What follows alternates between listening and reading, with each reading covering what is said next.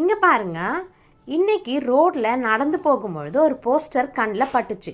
Organic ஃபுட்டுன்னு போல்டாக எழுதியிருந்தது.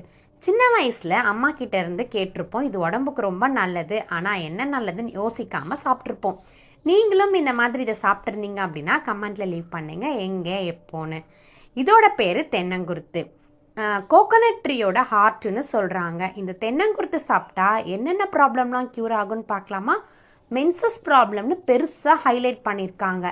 சரி, நம்ம மைண்ட் எப்படி ஒர்க் ஆகும்? என்னது இது, சாப்பாடுக்கும் பீரியட்ஸ்க்கும் என்ன கனெக்ஷன்னு first doubt.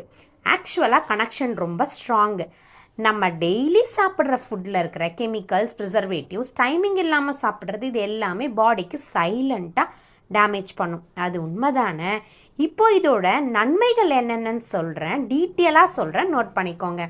Case, acidity, constipation இது எல்லாமே கொஞ்சம் கொஞ்சமாக ரெடியூஸ் ஆகுமா இந்த தென்னங்குருத்து சாப்பிட்றதுனால.